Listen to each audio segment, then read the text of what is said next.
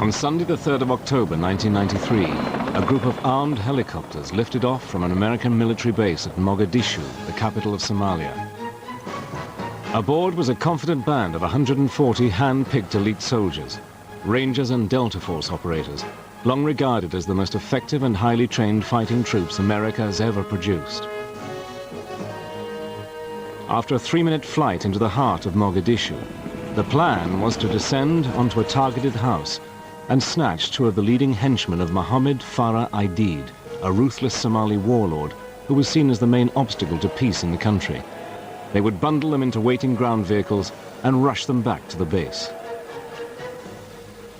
After a thorough interrogation, they would be taken to join other Somali warmongers, incarcerated in a prison on an island off the southern coast. The mission had been planned to the last detail. Nothing was left to chance, and it was estimated it would take no more than 1 hour. America, however, was shaken to the core when the true story emerged. It presented newly installed President Bill Clinton with his first major foreign policy crisis. Far from being a textbook operation, the kidnap attempt turned into a catastrophic blunder. US soldiers found themselves pinned down for 17 hours, fighting for their lives against a huge Somali mob. By the time the unit was finally rescued, 18 American soldiers had died, and more than 70 were badly injured.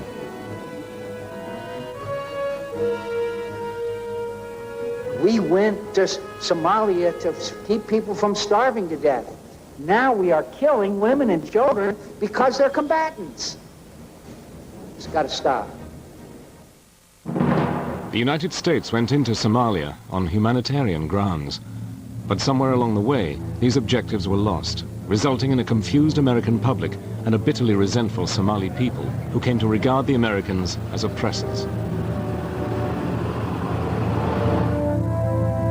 Somalia is a barren, poverty-stricken country bordering Ethiopia in the Horn of Africa.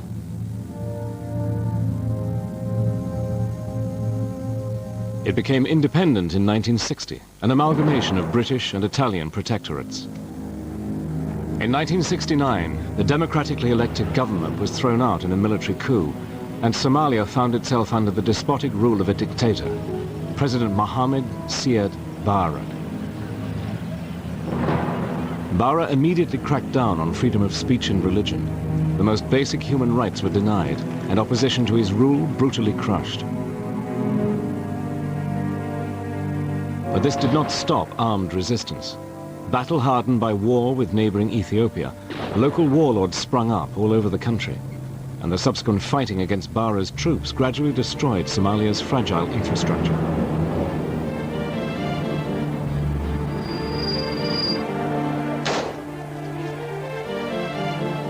One of the most notorious warlords was Mohammed Farah Aidid, who was eventually captured by government forces and spent several years in prison.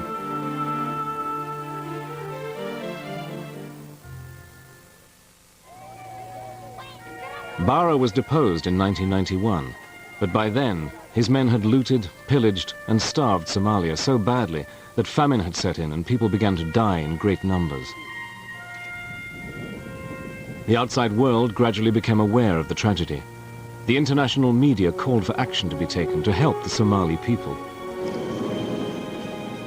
Eventually, the United Nations set up an office in Mogadishu to monitor the worsening situation. Then it began supplying a limited amount of food aid.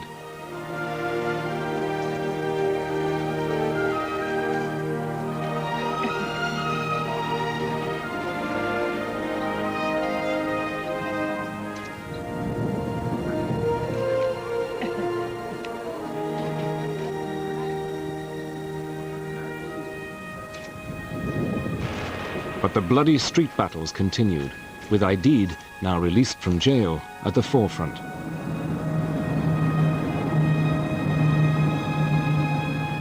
Back at UN headquarters, the Secretary-General, Boutros Boutros-Ghali, decided that direct intervention was the only way to stop even more people dying, either through civil war or by starvation.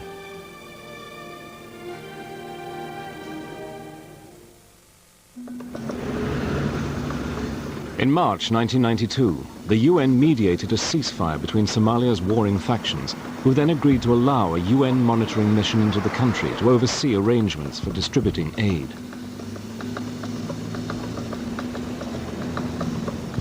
The warlords, including Aidid, even provided heavily armed escorts to make sure the aid got through.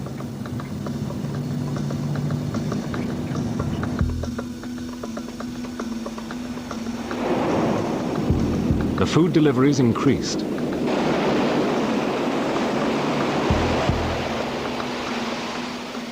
In July, 50 unarmed UN military observers arrived in Mogadishu to ensure that the ceasefire was being properly observed.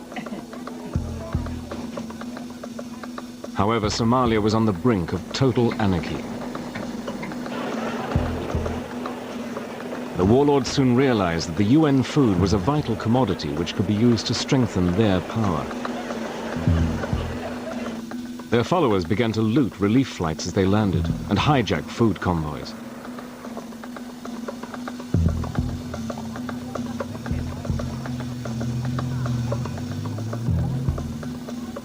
This made it increasingly difficult for the UN aid workers to reach the starving people. It was obvious that more rigorous action was required, so the UN appealed to its members to provide proper military support for its humanitarian aid program.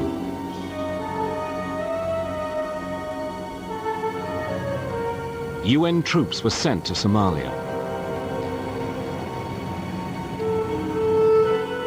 But George Bush, with only a few weeks left as President of the United States, believed that America should also play its part. On the 9th of December 1992, a group of US Marines stepped ashore in Somalia, the first of a 25,000-strong force which would take control and restore law and order. The US mission was called Operation Restore Hope. The world's press covered the initial landings. A short time later, Bush visited Somalia himself to reassure the frightened people that they had not been forgotten by the outside world, and to encourage his troops.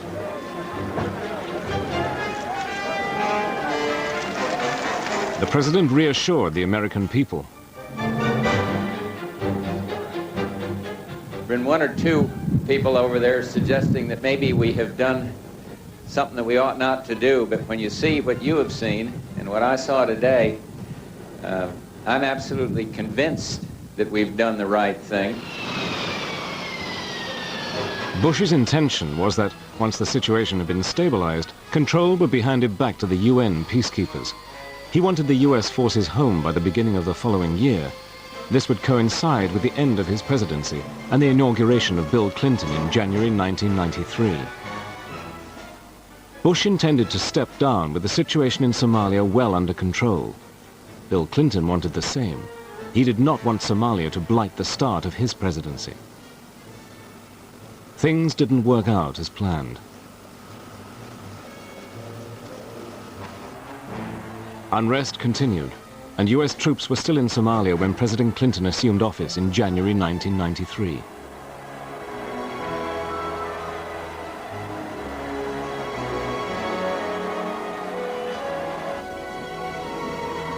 The presence of US attack helicopters overhead became part of daily life in Mogadishu.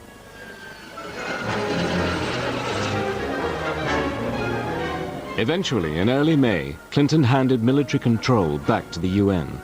But the warlord Aidid was still firmly in place, a major thorn in the peacekeepers' side. It was becoming obvious that something had to be done about him, or peace would never be restored.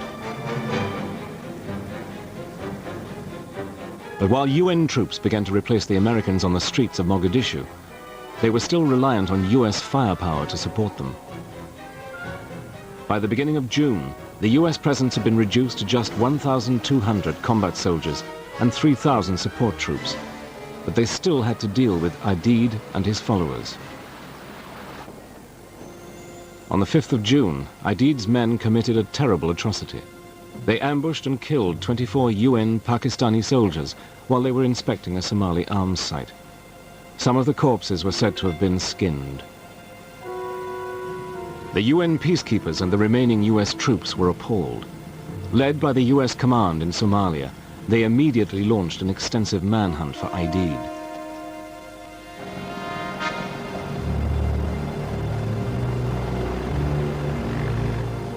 They even offered a $25,000 reward for his capture, a fortune in such a poverty-stricken country.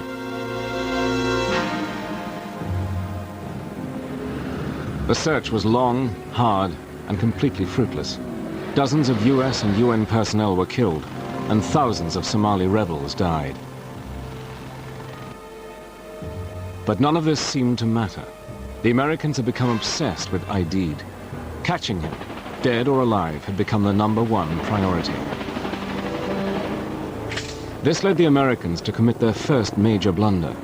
On the 12th of July, helicopters attacked a house in the center of Mogadishu, where they mistakenly thought Aidid was hiding. The missiles killed a group of Aidid's clansmen who were actually trying to work out a peace deal with the UN.